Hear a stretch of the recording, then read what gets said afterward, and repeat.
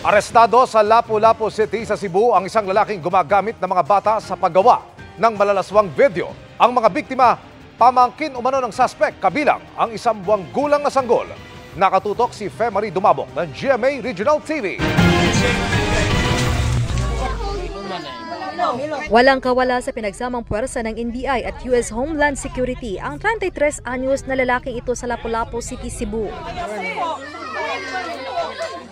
Sa impormasyon ng US Homeland Security, nasa likod ng cyberpornography ang suspect, kung saan mga batang biktima ang pinaggagawa ng malalaswang video.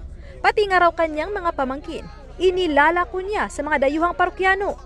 Kasamang na-rescue ng otoridad ang 3 magpinsan, 8 taong gulang na kambal na babae at 1 buwang gulang lang na sanggol. Pansamantala silang nasa pangangalaga ng social workers. Nakuha naman mula sa suspect ang iba't ibang sex toys.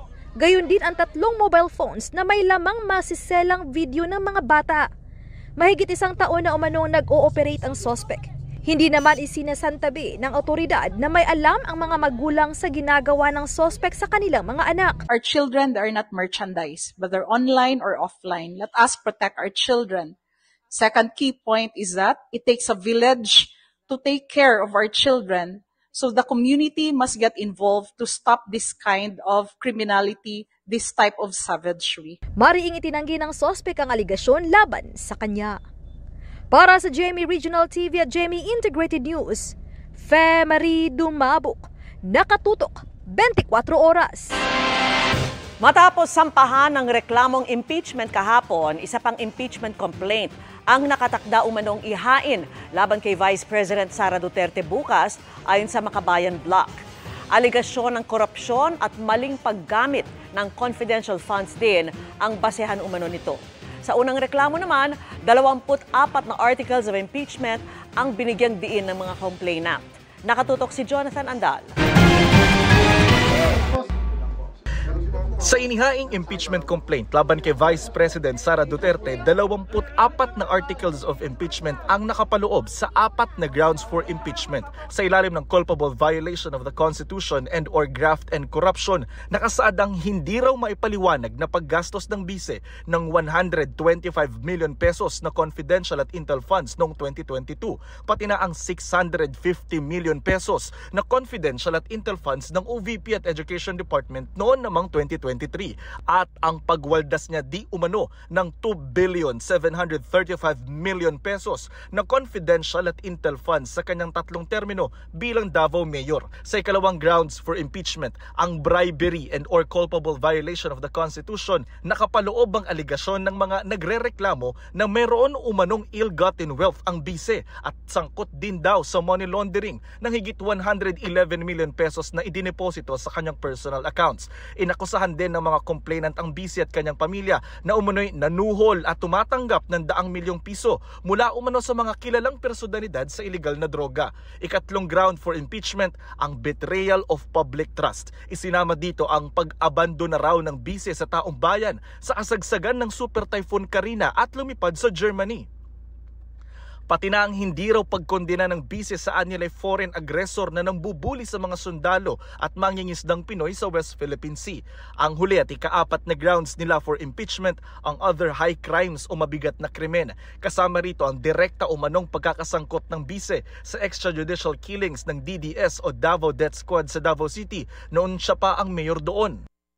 Gayon din ang umano'y pagkanlong at pagdepensa niya kay Pastor Apollo Kibuloy na nahaharap sa kasong child abuse at sex trafficking. Dawit din dito ang banta ni VP Sara na huhukayin ang labi ni dating Pangulong Ferdinand Marcos Sr. at itatapon sa West Philippine Sea. Pati ang pahayag niyang naisip niya noong pugutan ang Pangulo. Nabunyag daw kasi na walang mental fitness ang bise para humawak ng mataas na posisyon. Panghuli, mabigat na krimen din daw ang pag-amin ni VP Sara na may kinontrata siyang papatay sa Pangulo, First Lady at sa House Speaker kung siya'y patayin. Matapos mahihain ang reklamo sa Office of the House Secretary General, batay sa House Rules at sa Konstitusyon, sunod itong ibabato sa Office of the Speaker na merong hanggang 10 session days para isama ito sa tatalakayin sa plenaryo. Hanggang 3 session days naman para ibato ito sa Committee on Justice na siyang magdadaos ng hearing para sa impeachment at dapat sa loob ng 60 session days ay maipasa nito ang rekomendasyon sa plenaryo. Kada linggo, 3 araw lang ang sesyon. Pagdating pagdating sa plenaryo, doon na ang botohan. Kailangan ng boto na hindi bababa sa 1/3 ng Kamara o 103 na mambabatas para umusad dito sa Senado na siya namang tatayong impeachment court kung saan kailangan naman ng 2/3 o 16 na boto ng mga senador para ma-impeach ang opisyal. Ang tanong, sa dami ng prosesong dadaanan, aabot ba ito bago matapos ang 19th Congress sa Hunyo? Tatatandaan nyo yung Corona case, si Justice Corona, that took approximately around 4 months and a half. So the question is, ano bang break natin? December 21. Mababato na kaya yan sa Justice Committee. Tapos if we start by January, tapos magbe-break kami ng bandang Febrero, magre-resume kami dahil election year, bandang Mayo na o kailan pa. And it's hard to say. Tingin ko dahil December 18 pa yung last day ng session ng House of Representatives, ako optimistic ako na merong sapat na panahon tapos merong time pa before the campaign period kasi ang session ng Congress magre-resume po siya by January 13 after nung holiday break. Pero bukod sa nakain ng impeachment complaint, sabi ng Makabayan Bloc, may i-endorso silang panibagong impeachment complaint bukas na iain umano ng 50 kinatawan mula sa iba't ibang organisasyon. Para sa GMA Integrated News, Jonathan Andal, nakatutok, 24 oras. Matapos makwestiyon ang pondo para sa konstruksyon nitong Hunyo, target na raw maisapinal ang plano ng new Senate building sa pagpasok ng January 2025. Kailan naman kaya tinatayang matatapos ang pagtatayo nito? Yan ang tinutukan ni Mav Gonzalez. Sa Enero, inaasahang maisasapinal na ang plano para sa new Senate building. Ayon kay Senate Committee on Accounts Chairman Senador Alan Peter Cayetano. Latest January, we expect DPWH to finalize and then to bid. I promise naman to be transparent sa Senate. Kaya ako hindi nag-blow by blow. Kasi kina-counter blow by blow ako na hindi naman factual para bang may inaaway. Now that we got the figures of how much is everything, we're fixing that and then yung value, but we're targeting nga na first quarter of 2027 matapos. Noong Hunyo, pinareview ni Senate President Cheese Escudero ang itinatayong new Senate building dahil nabigla raw siya sa lumubong halaga ng konstruksyon nito na umabot sa mahigit 23 billion pesos. Giit ni Cayetano, wala naman silang sinisisi. I will submit a comprehensive report, but basically the report is for the future kasi sadly, it's coming out as the most expensive building in the Philippines. Even more expensive than a 5-6-star hotel. But at this point, we're not blaming any single circumstance or person per se. So halo-halo na. Ang role ko ngayon is not to expose. So I will not hide anything. But my role is to fix the plan, fix it, get the senators to approve, get the department to, then finish and put it up. Nagkaroon na raw ng pulong para reviewin ang design plans at budget. Sumulat din daw sa Senado si Public Works Secretary Manny Bonoan na kung maayos lahat ng bidding procurement, kakayaning matapos ang gusali sa loob ng 2 imbis na 4 na taon ng unang tansya ng DPWH. Siniguro naman ni Cayetano na dekalidad pa rin ang new Senate building kahit pinakamababang gastos ang target nila. Para sa GMA Integrated News, Mav Gonzalez, nakatutok, 24 oras. Nag-stop over dito sa Pilipinas kaya nahuli ang Australian national na leader umano ng isang criminal group at nahaharap sa mahigit 50 kaso. Nakatutok si John Consulta, exclusive. Bantay sarado at may posa sa kamay at paa ang 32 anyos na Australianong si Rodrigo Elise. Itinuturing si Elise na isa sa mga wanted personalities sa Australia at leader umano ng grupong Hells Angels sa Australia. Unang naaresto si Elise sa Thailand na nakulong sa loob ng 1 taon dahil sa paggamit ng peking travel documents. Sa kanyang stopover sa Pilipinas bago dumating ng Australia, nagtangka ito lumipad pa Turkey at sa huli ay pumasok na sa ating bansa. Itong taong ito ay may history ng violence. Ayaw niya ngang sumakay pabalik ng Australia.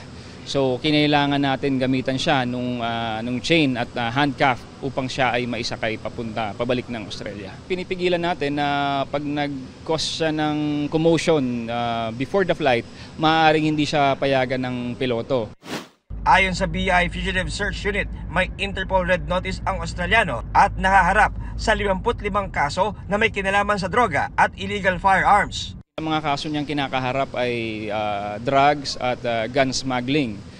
Sinasabi din sa mga reports na siya ay leader ng isang notorious na grupo sa Australia na tinatawag nga nilang Hells Angels. Nasa blacklist order na natin siya at kung magtatangka man ulit siya na bumalik dito or makalaya siya doon at magtangka siyang bumalik dito ay hindi natin siya papayagan na makapasok ng bansa.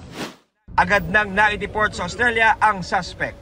Para sa GMA Integrated News, John Consulta, nakatutok 24 oras. Bukod sa kinekwestyong paggasta ng confidential funds noong 2022 ng Office of the Vice President, lumabas sa annual audit report ng Commission on Audit na nagtriple ang halaga ng confi funds na ginastos ng OVP noong nakaraang taon. Nakatutok si Sandra Aguinaldo. Kung noong 2022, pinuna ng Commission on Audit ang paggastos ng Office of the Vice President ng confidential fund nito, lumabas sa annual audit report ng COA para sa 2023 na nagtriple ito ng sumunod na taon. Kung ikukumpara, gumastos ang tanggapan ni Vice President Sara Duterte ng 125 million pesos na confidential fund sa loob lamang ng 11 araw noong 2022. Sa sumunod na taon, tumalon ito sa 375 million pesos para sa buong taon ng 2023. Ayon sa COA report, ang confidential expenses ay para sa ligtas na implementasyon ng iba't ibang proyekto at aktibidad sa ilalim ng Good Governance Program, Socio-Economic Program Delivery at official engagements o pagsali sa international at domestic events sa utos ng Pangulo. Batay din sa COA report, tumaas ang gasto sa mga biyahe sa loob at labas ng bansa ng Office of the Vice President.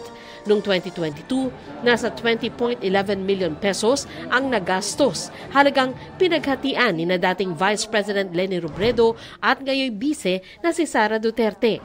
Sa pagsapit ng 2023, kung kailan si VP Sara na ang nakaupo sa buong taon, dumoble ang travel expenses sa 42.58 million pesos. Lumaki rin ang halaga ng tulong na pinamahagi ng OVP. Sa computation ng GMA Integrated News Research, gumasta ito ng 1.28 billion pesos para sa assistance, subsidies at welfare goods noong 2023. Triple ito ng ginastos noong 2022. Ayon sa COA, ang welfare goods ay relief goods at food boxes na pinamimigay sa nangangailangang gaya ng biktima ng kalamidad. Kabilang sa ginastosan ng OVP ang medical burial assistance, Hospitals for Medical Assistance Program at medical physical examination ng OVP employees and personnel. Pero may naobserbahan ng COA sa pamamahagi ng welfare goods. Hindi raw matiyak kung naipamahagi nga ang mga ito dahil sa pagkukulang sa guidelines and procedures at control measures ng OVP. Sa Davao Satellite Office naman ni VP Sara, may pagkukulang sa pag-iimbentaryo gaya ng mga food items daw na malapit nang mag-expire pero hindi pa nadidistribute. Food items na nasa unventilated shipping container at iba pa. Nakasaad naman sa report na maayos na nagamit ng OVP ang pondo nito para sa socio-economic program delivery. Mas mataas din daw ang accomplishments nito kaysa sa target. Hininga namin ang reaksyon ng BICE kaugnay sa audit report pero wala pa siyang tugon. Para sa GMA Integrated News, Sandra Aguinaldo, nakatutok 24 oras. Mga kapuso, isa o dalawang bagyo ang posibleng mabuo o pumasok sa Philippine Area of Responsibility ngayong Disyembre, ayon sa Pag-asa. Sa karaniwang pagkilos ng bagyo kapag ganitong buwan, may tsansa itong maglandfall o tumama sa Eastern Visayas o di kaya sa Caraga Region. May mga pagkakataong ding umaabot ito sa Central Luzon, pero pwede rin itong mag-recurve o lumihis ng direksyon papalayo sa bansa. Sa ngayon, wala pang nagbabadyang bagong bagyo pero patuloy na umantabay sa mga susunod na araw. Shear line, hanging amihan at localized thunderstorms pa rin ang nakaka-apekto ngayon sa bansa. Base sa datos ng Metro Weather, magpapatuloy ang maulang panahon bukas sa Northern Luzon. Matitindi pa rin ang buhos ng ulan na posibleng magpabaha o magdulot ng landslide. Meron din mga pag-ulan sa Central Luzon at Mimaropa. Kalat-kalat naman ang ulan sa Visayas at Mindanao, lalo sa Sulu Archipelago, Zamboanga Peninsula at Western Visayas. Sa Metro Manila, may tsansa pa ring umulan bukas sa ilang lungsod, lalo bandang hapon.